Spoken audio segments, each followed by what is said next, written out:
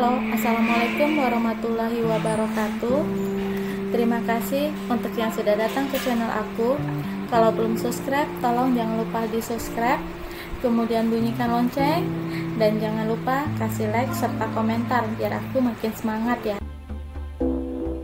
Hanya pengganti. Episode 17. Mimpi apa? Ya jelas baguslah, karena barang-barang ini aku terutang puluhan juta, batin Hana. Kamu benar-benar sudah sangat jauh berbeda. Ini baju yang kau pakai, kemudian sepatu. Nara menang ke arah wanita yang berdiri di samping sahabatnya. Ini tas kamu bukan? Nara memastikan. Iya, jawab Hana. Enak sekali hidupmu. Kamu sekarang sudah punya ajudan seperti ini. Aduh, gemesin. Nara berkata dengan begitu sangat bersemangat. Ia mencubit pikiran kanan Nia. Hana hanya diam melihat tingkah sahabatnya. Nia tetap berdiri di posisinya tanpa bergerak sama sekali. Raut wajahnya juga tidak berubah ketika Nara mencubit pipinya dengan kemas. Aku masih gak percaya kalau kamu sudah jadi orang kaya raya. Mimpi apa sih kamu? Bisa punya suami yang kaya raya, tatir melintir, ganteng, pokoknya sempurna deh. Dari tidak hatinya berceloteh. Mimpi buruk, jawab Hana. Apa? Ya sudah jelas mimpi indah. Mana mungkin aku bisa menikmati ini semua kalau tidak menikah dengan suami aku tercinta. Hana memaksakan senyum di bibirnya. Ya ampun, gaya bahasa pengantin baru bikin iri. Nara ingin mencubit pipi sahabatnya, namun dengan cepat Nia menepis tangan Nara. Nara diam memandang Nia. Saya diperintahkan Pak David untuk menjaga Nyonya muda. Tiada yang boleh mencubit dan mukul Nyonya muda. Nia berkata dengan wajah kaku. Nara diam memandang Hana.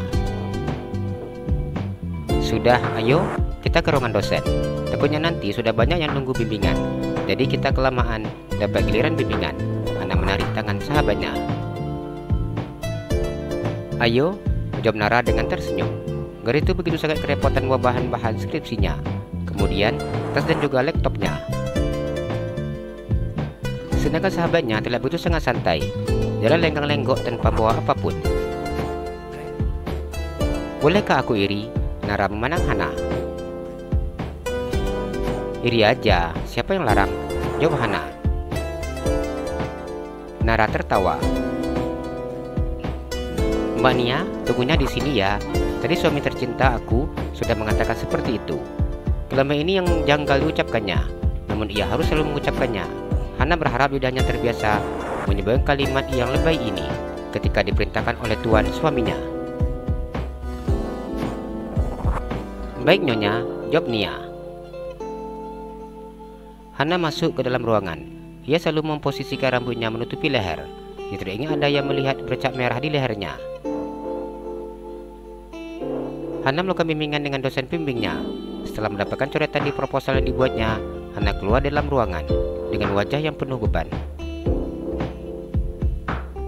Nara, aku langsung pulang ya. Hana manang Nara.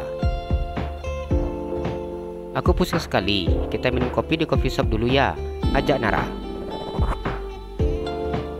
Lain kali ya Nara, aku mau langsung pulang. Kepalaku pusing lihat coretan. Nara senyum-senyum memandang Hana. Pantas saja, rambut sejak tadi dibuat seperti itu. Padahal panas dan gerah, sindirnya. Dengan cepat Hana menahi rambutnya. Wajahnya merah karena malu. Hana tidak menyangka sahabatnya akan melihat. Aku pulang dulu, bye. Hana dengan cepat meninggalkan Nara. Hati-hati, jawab Nara yang melambaikan tangannya. Hana duduk di sofa ruang tamu. Ia menunggu suaminya pulang dari kantor. 2 cairan kopi dan goreng pisang sudah tersaji di atas meja. Sore ini kondisi cuaca terasa cukup sejuk setelah hujan turun di sore hari.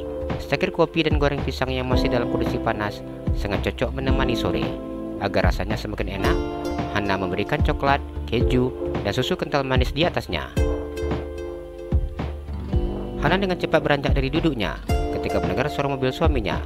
Ia keluar dari dalam rumah dan berdiri di depan teras untuk menjemput tuan suaminya. Suamiku tercinta, aku senang kamu sudah pulang. Hana mengambil tangan suaminya dan mencium punggung tangan nan lebar tersebut. Davin menang istrinya yang sudah terlihat segar selepas mandi. Rambutnya hitam dan panjang masih terasa basah ketika Davin memegangnya. Hana mengambil tas dari tangan Davin.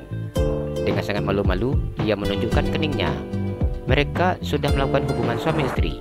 Rasanya tidak apa bila ia minta kecupan di kening dengan tuan suaminya. "Ada apa dengan keningmu?" tanya Davin. Hana malu dan menggelengkan kepalanya. Davin tersenyum tipis menang istrinya. Ia melegarkan tangannya di pinggang Hana. Dipeluknya tubuh mungil istrinya hingga merapat dengan tubuhnya. Ia kemudian mencium kening Hana. "Terima kasih suamiku tercinta." Hana tersenyum. Davin menganggukkan kepalanya dan masuk ke dalam rumah bersama dengan Hana. Davin melihat kopi dan cemilan di atas meja. "Saya tahu Anda pasti lelah, jadi saya buatkan kopi dan pisang goreng crispy, coklat keju. Saya harap Anda suka." Hana tersenyum. Davin mengambil cangkir kopinya. "Minum." Ia memberikan cangkir kopi itu ke tangan istrinya. Hana yang mengetahui apa yang diperintahkan oleh suaminya mengambil cangkir berwarna putih tersebut. Ia kemudian menjeruputnya dengan sangat pelan-pelan. "Aman tuan." Hana tersenyum kecut. Davin tidak mengambil cangkir di tangan istrinya. Ia dengan sengaja menyeruput kopi itu tanpa mau memegang cangkirnya. Hana hanya tersenyum melihat laku suaminya. "Apa ini mau tuan?" Hana berkata sambil meletakkan cangkir kopi di atas meja. "Boleh," jawab Davin. Hana mengambil pisang goreng dan menyuapi suaminya. "Anggap saja saat ini aku jadi baby sister," batinnya. Davin menyukai pisang goreng buatan istrinya. Hana masuk kembali pisang goreng ke mulut suaminya ketika pria itu membuka mulutnya.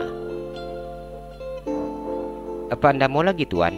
Hana bertanya ketika suaminya sudah menghabiskan satu keping pisang goreng yang dibuat berbentuk kipas. Davin menggelengkan kepalanya. "Tunggu sebentar ya tuan, saya minum kopi dan makan pisang gorengnya. Tidak lama kok." Hana tersenyum dan mengambil cangkir kopinya. Meskipun kopi dalam cangkirnya masih terasa panas, Hana tetap minumnya dengan cepat. Ia kemudian mengambil satu keping pisang goreng dan memakannya dengan terburu-buru. Davin hanya diam ketika melihat istrinya. "Sudah tuan." Hana tersenyum ketika pisang goreng di tangannya sudah habis. "Ayo tuan, kita ke kamar." Hana tersenyum dan beranjak dari duduknya. Davin beranjak dari duduknya. Ia kemudian berjalan bersama dengan Hana menuju ke kamarnya. Jalan-jalan ke Pekanbaru, jangan lupa beli sepatu.